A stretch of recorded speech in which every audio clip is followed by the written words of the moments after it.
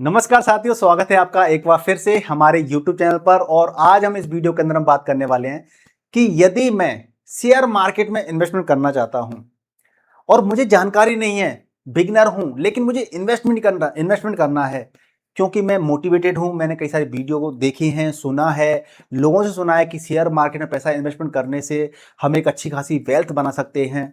तो आप इन्वेस्टमेंट करना चाहते हैं लेकिन कंफ्यूज हैं कि बेसिकली आपको करना क्या चाहिए, आपका पहला स्टेप क्या होना चाहिए। तो ये वीडियो आपके लिए काफी ज्यादा इंफॉर्मेटिव है, इंटरेस्टिंग है और आपके सारे डाउट क्लियर हो जाएंगे। तो इस वीडियो को पूरा आखिर तक देखिएगा और जल्दी से इस वीडियो को लाइक, शेयर और चैनल पर यदि आप नए हैं तो चैनल को सब्सक्राइब कर लीजिए।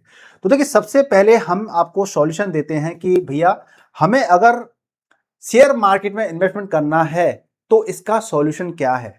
देखिए, शेयर मार्केट की हम बात कर लेते हैं तो शेयर मार्केट के अंदर करीब करीब 5,500 कंपनियां, कितनी 5,500 कंपनीज क्या है, लिस्टेड हैं। 5,500 कंपनी क्या है, लिस्टेड है। कहां पर, BSE और NSE पर। ठीक है जी। अब एज अ बिगिनर भैया 5,500 कंपनीज में से मुझे किस कंपनी के अंदर पैसा लगाना चाहिए, किसके अंदर पैसा नहीं लगाना चाहिए, मुझे या तो सीखना पड़ेगा या मुझे आता हो तभी तो मैं कर सकता हूं। क्योंकि यदि आप देखते हैं कि मान लीजिए टॉप कंपनी के अंदर पैसा लगा देंगे तो टॉप कंपनी के अंदर ही पैसा कब लगाना है, कब नहीं लगाना है, ये भी चीज होती है। कोई छोटी कंपनी है तो क्या उसके अंदर पैसा लगाने और पैसा डूब तो नहीं जाएगा। तो यानी कि रिस्क पूरा पूरा है। और आपने मान लीजिए कुछ कंपनी के अंदर पैसा लगा भी दिया, एक से दो या तीन कंपनी के अंदर पैसा लगा भी दिया, तो इसके अंदर चांसेस क्या होंगे, या तो आपका पैसा बढ़ेगा या फिर घटेगा, या फिर तीसरा वहां पैसा पड़ा रहेगा। मान लीजिए आपने 100 रुपए लगा दिए तो 100 रुपए के या तो 200-300 रुपए हो जाएंगे, या 100 रुपए के 50 रुपए भी हो जाएंगे, या 100 रुपए के जीरो भी हो जाएंगे। ठीक है, या 100 रुपए के 100 रुपए बने रहेंगे। कंपनी या तो ग्रो करेगी या नीचे जाएगी, या फिर कंपनी वहीं पे चलती रहेगी, ग्रोथ ही नहीं करेगी, ना डूबेगी। ठीक है, तो हमें ऐसा काम नहीं करना है ना। अब इसका सॉल्यूशन क्या है, इसका सॉल्यूशन जो बेस्ट तरीका मैं मानता हूं वो है ETF, एक्सचेंज ट्रेडेड फंड। अब एक्सचेंज ट्रेडेड फंड बेस्ट क्यों है, और मैं आपको इस वीडियो के अंदर ऐसा एक ETF भी बताऊंगा जिसको आप आंख बंद करके इन्वेस्टमेंट कर सकते हैं।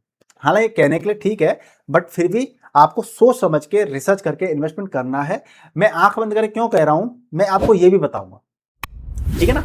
लेकिन जब हमारा पैसा म्यूचुअल फंड, जब हमारा पैसा शेयर मार्केट में इंप्लीमेंट हो जाता है ना, चला जाता है, तो रिस्क तो होता है, कहीं कम होता है, कहीं रिस्क ज्यादा होता है। ठीक है ना। तो ETF क्या होता है कि एक्सचेंज ट्रेडेड फंड।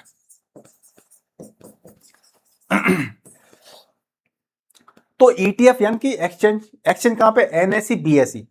तो जो NSE BSE पे जो ट्रेड करते हैं फंड, उनको हम ETF कहते हैं। अब आप कहेंगे कि स्टॉक मार्केट जो कंपनीज होती हैं वो भी तो ट्रेड करती हैं NSE और BSE पे, तो डिफरेंस क्या है।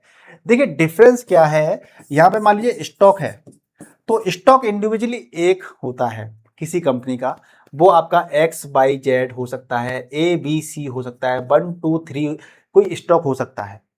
अब इनमें से आप किसी कंपनी के अंदर पैसा लगाते हैं तो कंपनी ग्रो करेगी या डूबेगी, या पैसा साइडवेज चलता रहेगा आपका पैसा, है ना। तो यानी कि एक एंटिटी होती है। लेकिन ETF क्या होता है, एक्सचेंज ट्रेडेड फंड में क्या होता है, ग्रुप ऑफ स्टॉक्स होते हैं या मोर देन वन स्टॉक होते हैं एक बंच के अंदर। एक ETF के अंदर कई सारे बंच होते हैं, स्टॉक्स होते हैं। कैसे, मान लीजिए एक आपके पास एक टोकरी है, उसके अंदर एप्पल्स रखे हुए हैं, सेब रखे हुए हैं, तो सारे सेब बिल्कुल सेम तो होंगे नहीं, कोई ज्यादा मीठा होगा, कोई खट्टा होगा, कोई छोटा बड़ा होगा, कोई छोटा होगा, राइट, इस तरह से होंगे। इसी प्रकार से, और उस टोकरी के अंदर सेब, कोई सेब हो सकता है 3 दिन बाद खराब हो जाए, कोई सेब 5 दिन बाद खराब होगा, कोई 10 दिन बाद खराब होगा सेब, है ना। ऐसे ही क्या होता है कि ETF के अंदर भी आपकी मोर देन वन कंपनीज होती हैं, एक से ज्यादा कंपनी होती हैं। ठीक है ना। मान लीजिए 50 कंपनियां हैं। अब 50 कंपनियां हैं यानी कि एक ETF के अंदर 50 कंपनियां हैं, तो आपका पैसा 50 कंपनियों में जाएगा। अब आप कहेंगे 50 कंपनियों में पैसा जाएगा तो हमारे पास तो हजारों लाख रुपए होने चाहिए। नहीं, ऐसी कोई आवश्यकता नहीं है। आप मात्र 100-150 रुपए के आसपास में भी आप इन 50 कंपनियों के अंदर पैसा लगा सकते हैं। और सबसे बड़ा फायदा क्या होता है कि इन 50 कंपनी के अंदर जब पैसा आप लगाते हैं तो सारी कंपनी क्या डूब जाएंगी? कुछ कंपनियां अच्छी परफॉर्मेंस दिखा रही होंगी, अच्छे प्रॉफिट कर रही होंगी, कुछ कंपनियां एवरेज प्रॉफिट कर रही होंगी, कुछ कंपनियां साइडवेज चल रही होंगी और कुछ कंपनियां लॉस में भी चल रही होंगी, बट ओवरऑल आप देखेंगे तो प्रॉफिट में चल रही होंगी। अब इसके बाद में जो इसका एग्जाम्पल है, मैंने 50 कंपनियों का एग्जाम्पल लिया है, वो एग्जाम्पल मेरा है निफ्टी, यानी कि Nippon India ETF Nifty next 50, यानी कि जिसको हम कहते हैं जूनियर 20। अब इस ईटीएफ के अंदर हमारे देश की कितनी कंपनियां हैं? इसके 50 कंपनियां इसके अंदर। जो नेक्स्ट 50 इंडेक्स होता है ना, उसी की रेप्लिका बना दी जाती है और ईटीएफ बन जाता है। यानी कि नेक्स्ट 50 हो या निफ्टी 50 हो, निफ्टी 50 यानी कि हमारे देश की टॉप 50 कंपनीज, ठीक है, और नेक्स्ट 50 यानी कि हमारे देश की जो 50 कंपनियां ना, उससे अगली वाली 50 कंपनियां, 51वीं से लेकर के 100वीं, तो 51वीं से लेकर के 100वीं कंपनियां आपकी इसके अंदर आती हैं। और जो इंडेक्स होता है निफ्टी 50 है या नेक्स्ट 50 है, उसके अंदर जैसे निफ्टी 50 है, तो निफ्टी 50 के अंदर क्या रहता है, तो इनके अंदर हमेशा जैसे निफ्टी 50 है तो उसके अंदर हमेशा 50 कंपनियां टॉप क्लास की रहेंगी। अगर कोई कंपनी अच्छा परफॉर्म नहीं कर रही है तो वो निकल जाएगी और जो अच्छा परफॉर्म कर रही है वो आ जाएगी। ऐसे ही 51वीं से लेकर के 100 कंपनियां होती हैं, उनके अंदर जो भी परफॉर्म नहीं करेगी वो आउट हो जाएगी और जो अच्छा परफॉर्म करेगी वो निफ्टी ऊपर चली जाएगी, है ना। यानी कि यहाँ पर टॉप कंपनी रहने वाली हैं। तो आप यहाँ पर देखेंगे कि अगर हम देखें यहाँ पर परफॉर्मेंस की बात कर लें तो पिछले एक साल के अंदर यहाँ पर हमें 3.34% का रिटर्न मिला है। कितना? एक साल के अंदर। अब बहुत सारे लोग बोलेंगे कि इससे ज्यादा अच्छा रिटर्न तो हमें एफडी के अंदर मिल जाता है, तो हम इसके अंदर इन्वेस्टमेंट क्यों करें? देखिए, शेयर मार्केट होता है ना, तो शेयर मार्केट कभी कभी क्या होता है कि अच्छा परफॉर्म भी नहीं करता है। पिछले 2 साल से आसपास देखेंगे शेयर मार्केट ने अच्छे रिटर्न नहीं दिए हैं, क्योंकि मार्केट पूरे वर्ल्ड के अंदर उथल पुथल काफी मची हुई है। यूक्रेन का युद्ध हो, चाहे वो अमेरिका, ईरान, कई सारे कॉन्फ्लिक्ट आए थे, तो कई सारी दिक्कत आई थी, कोविड भी आया था। तो इन सारी सॉरी कोविड तो खैर 4-5 साल पहले की बात होगी, सॉरी मेरे मुंह से निकल गया। तो कई सारी चीजें ऐसी हुई जिसकी वजह से 2 साल के अंदर रिटर्न अच्छे नहीं आए हैं। लेकिन कुछ हर साल ऐसा नहीं होता है, कुछ सालों में हमें अच्छे रिटर्न भी मिलते हैं, 10-15%, 20%, 30% रिटर्न भी मिलते हैं, है ना। तो हमें एक लॉन्ग टर्म का विजन देखना चाहिए।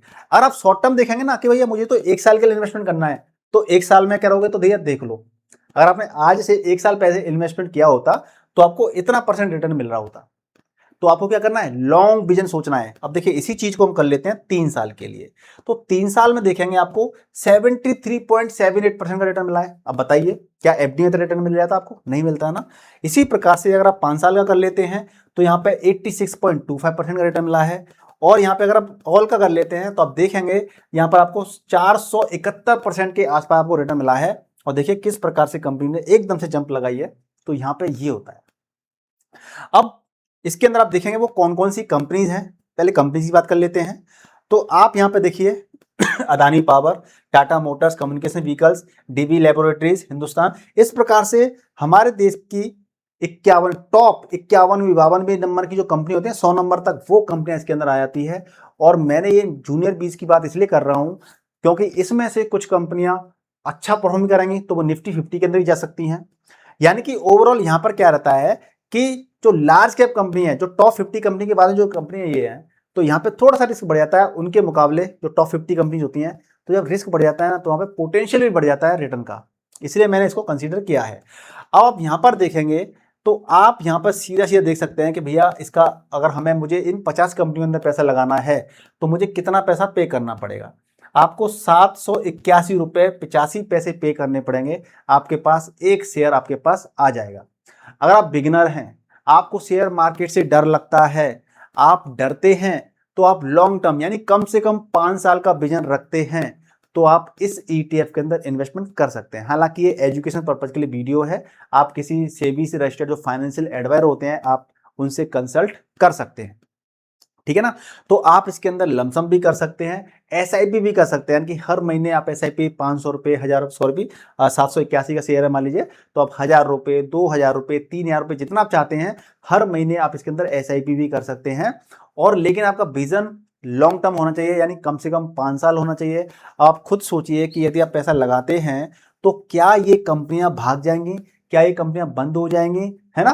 तो और सबसे अच्छी बात ये होती है कि मान लीजिए अगर ये कंपनी है, हिंदुस्तान एरोनॉटिकल है, कोई इन्वेस्टमेंट एडवाइज नहीं है, मैं आपको बता रहा हूं, अगर मान लीजिए ये कंपनी अच्छा परफॉर्म नहीं करेगी तो ये 51वीं से 100 कंपनी लिस्ट है ना, 51वीं नंबर से लेके 100 नंबर, ये निकल के नीचे आ जाएगी, हट जाएगी, और जो अच्छा परफॉर्म करेगी नीचे वाली वो यहाँ पर आ जाएगी। तो इसलिए इसके अंदर हमेशा ही टॉप क्लास की कंपनी रहने वाली है, 51वें नंबर से लेकर के 100 नंबर वाली, ठीक है ना। तो इस प्रकार से आप यहाँ पे देख सकते हैं। और इस सेक्टर की बात कर लेते हैं, तो इसके अंदर कौन कौन सेक्टर है इन कंपनी के अंदर। तो फाइनेंस का 14.41% का कंपनी है, वो आपकी इस फाइनेंस सेक्टर की कंपनी है इसके इसके अंदर। और पावर जनरेशन की कितनी है, 11.76 है। ऑटोमोबाइल की 8.03 है। एफएमसीजी की 6.93 है। और बैंक 6.64 है। और अदर्स कितनी है, 52.18 है। यानी कि आपको हर सेक्टर का आपको क्या मिल रहा है इसके अंदर, डाइवर्सिफिकेशन भी मिल रहा है। तो मेरी अगर पर्सनल राय अगर आप मानते हैं तो आप इस ETF के अंदर इन्वेस्टमेंट करके, जो बिगिनर लोग होते हैं उनको नहीं पता कि भैया किस कंपनी के अंदर पैसा लगाना है, कब लगाना है, कब निकालना है, कब नहीं लगाना चाहिए, नहीं पता है, तो आप इस ETF को कंसीडर कर सकते हैं। और आप अगर हर महीना आप SIP भी करते हैं तो SIP से आपकी एवरेजिंग भी हो जाती है, तो वो भी बेहतर रहता है। लेकिन आपको ETF के अंदर इन्वेस्टमेंट करने के लिए आपको डीमैट अकाउंट की आवश्यकता पड़ती है। और डीमैट अकाउंट यदि आपके पास नहीं है तो वीडियो के डिस्क्रिप्शन में लिंक है, उस पर आप क्लिक करेंगे और वहां से आप अपना डीमैट अकाउंट ओपन कर सकते हैं। तो साथियों, आपको ETF से रिलेटेड और भी कोई जानकारी चाहिए तो आप मुझे कमेंट करके पूछ सकते हैं। ETF के अंदर क्या रहता है कि देखिए, जब हम पैसा लगाते हैं तो यहाँ पे क्या रहता है, थोड़ा एक्सपेंस रेशियो देना पड़ता है जो कि ऑटोमेटिकली कटता रहता है। और जब हमें अगर हमें रिटर्न मिल रहे हैं, कोई मान लीजिए मुझे 1 लाख रुपए कमा के दे रहा है और उस 1 लाख रुपए में से मान लीजिए कोई 100 रुपए, 200 रुपए, 500 रुपए ले लेता है तो क्या फर्क पड़ता है, या 1000 रुपए ले लेता है तो क्या फर्क पड़ता है। तो इसी प्रकार से इसका क्या है, एक्सपेंस रेशियो की बात कर लेते हैं, 0.19% जो कि सालाना लगता है। यानी कि आपका जो भी जो आपने इन्वेस्टमेंट किया है उस पर आपका 0.19% का आपका एक्सपेंस रेशियो लगता है। असेट अंडर मैनेजमेंट कितना है, 8,297 करोड़ का एसेट मैनेजमेंट है। और एवरेज जो वॉल्यूम होती है इसके अंदर जो लोग ट्रेड करते हैं वो कितनी है, 4,48,981 के समथिंग है। यानी कि इस प्रकार से आप अगर ETF के अंदर इन्वेस्टमेंट करते हैं एज अ बिगनर तो आप इससे स्टार्टिंग कर सकते हैं। वीडियो कैसा लगा है मुझे प्लीज कमेंट कर बताइएगा। वीडियो को लाइक कीजिए, शेयर कीजिए, और चैनल पर यदि आप नए तो चैनल को सब्सक्राइब जरूर कीजिएगा। मिलते हैं नेक्स्ट वीडियो में एक नई इन्फॉर्मेशन के साथ में, तब तक के लिए गुड बाय, टेक केयर, जय हिंद।